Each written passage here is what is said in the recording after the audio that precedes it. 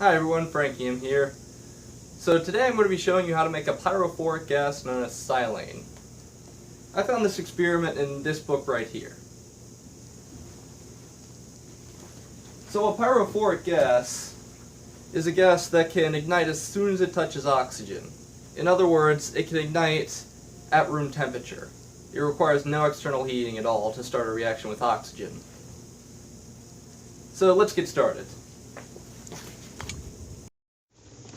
So if you want to make silane, you first need to make a precursor. You're going to need to make a substance called magnesium silicide.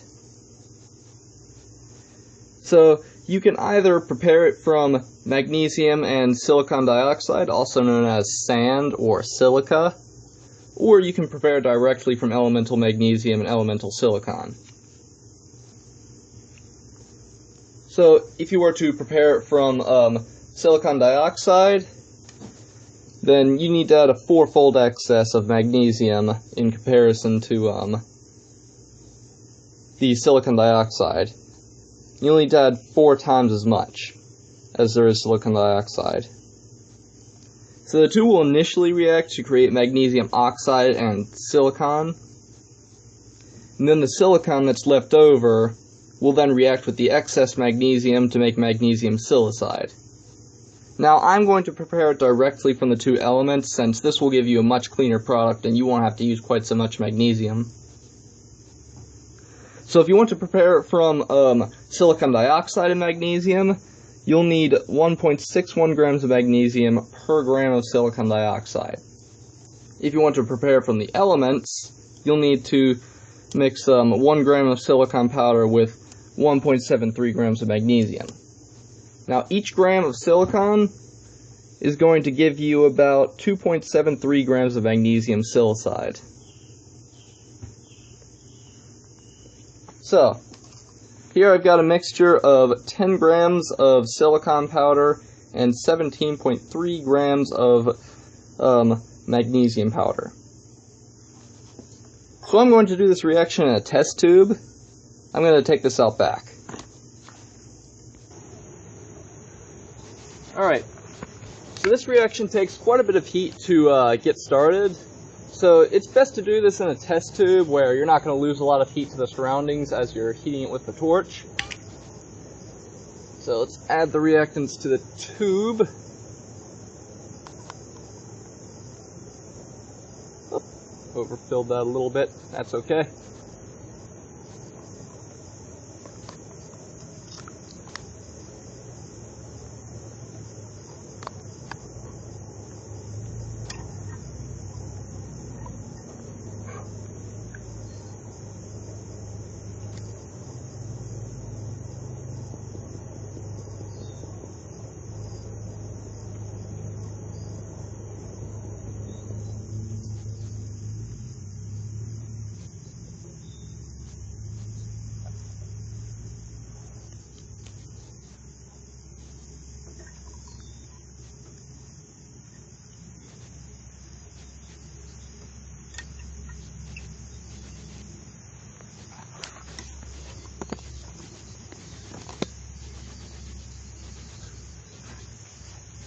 Alright, so now I've got the reactants in a test tube, I can start heating the mixture.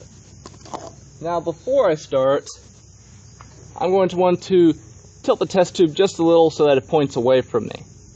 Now the reason I want to do this is because this mixture is going to get very, very hot. You're going to have to heat it enough to melt one of the reactants. And there may be gas bubbles trapped in there, and those gas bubbles will pop. And what that's going to do if it pops is send a bit of burning magnesium out the top. So you don't want to point this test tube towards you while you're doing this. The reaction is not terribly violent, so you won't have to worry about the test tube exploding, but from the heat it still will be destroyed.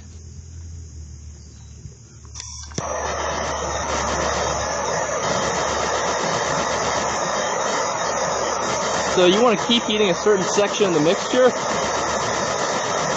until you notice a color change right there. See that?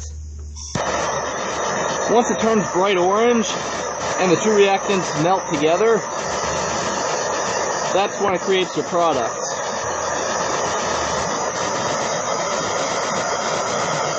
So if you know what I mean, you kind of want to chase this, chase the hot orange area around the test tube until all of it reacts. Whew. See that? That's why you don't want to point the test tube towards you.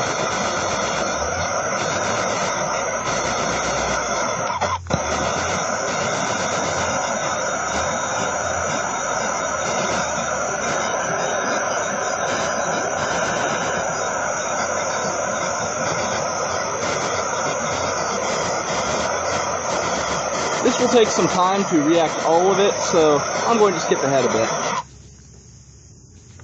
So as you can see, all of the reactants have blackened, and that means it's all reacted to form magnesium silicide. I'm going to wait for this to cool down. Alright, now I've got the test tube on this paper towel here. Let's break it open and get the product out.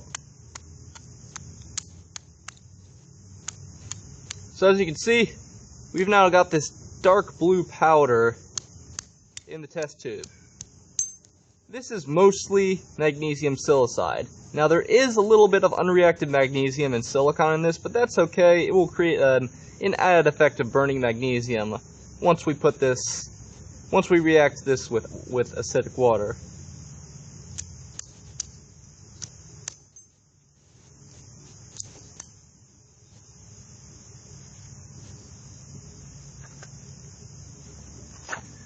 So I'm going to separate this from all the broken glass and get it in a plastic bag to use later.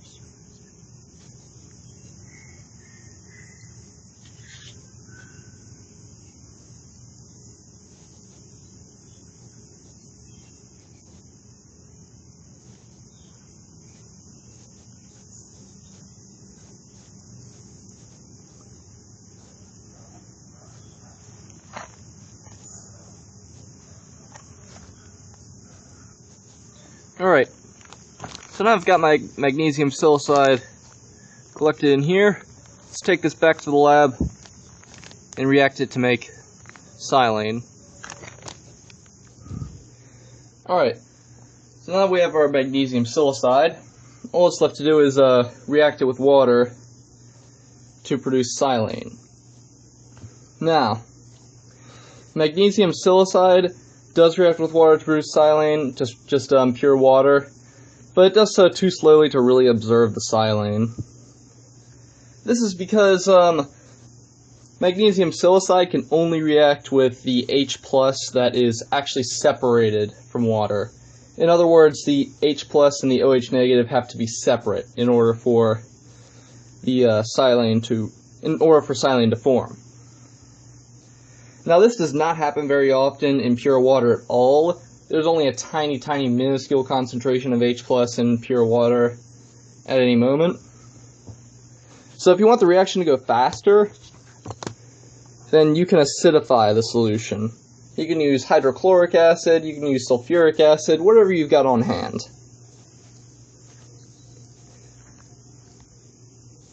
Now, once the silane is exposed to air, it will react immediately with the oxygen to produce silicon dioxide, also known as sand or silica, and water. It will also produce a lot of heat. Now for the fun part. So first off, I'm going to react the magnesium silicide just with pure water to show you that it just doesn't work too well. Let's take a little bit of it here, dump it in. It doesn't look like anything is happening, but silane is being produced. It's just happening too slowly for you to be able to observe it.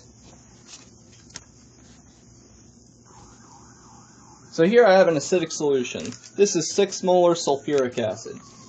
Let's try this again.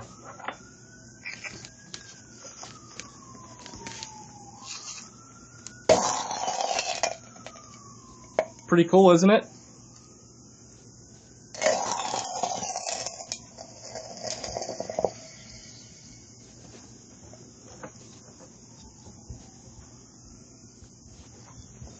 So as you can see, an acidic solution really speeds things up. When you add H+, you're making the reaction happen a lot faster.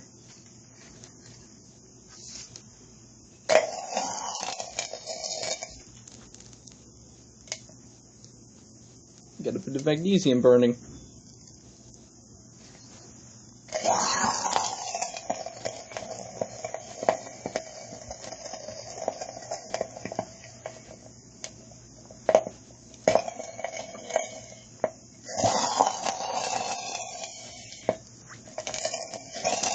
I've actually got quite a bit of unreacted magnesium in there, so that adds quite a bit of effect to the burning of the silane. And this little coating you have on here is magnesium oxide and silicon dioxide.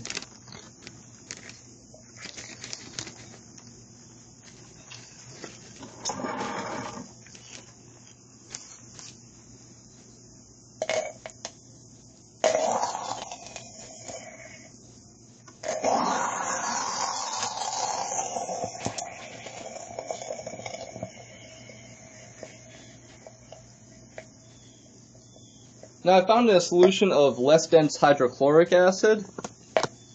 The magnesium silicide will sink to the bottom, and the bubbles will burn as they pop. In fact, you might be able to see it a little bit if I add more magnesium silicide.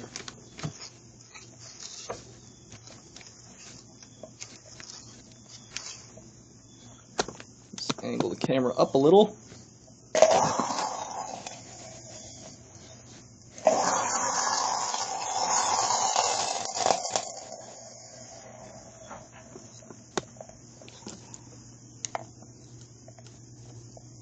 So all those bubbles in there should contain silane. Let's try disturbing it a little bit. So you can see they burn as soon as they pop. See? Those bubbles contain silane. So as soon as you burst that bubble and expose it to oxygen, it burns. go wash the spoon off. Alright, so let's add one more.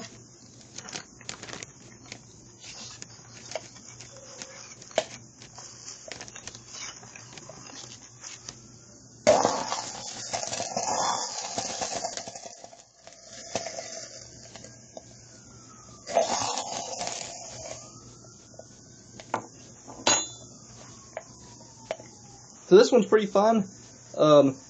If you want to try this one out, just make sure you do so in a well-ventilated area, because some of the acid, especially if you're dealing with hydrochloric acid, may evaporate from the heat.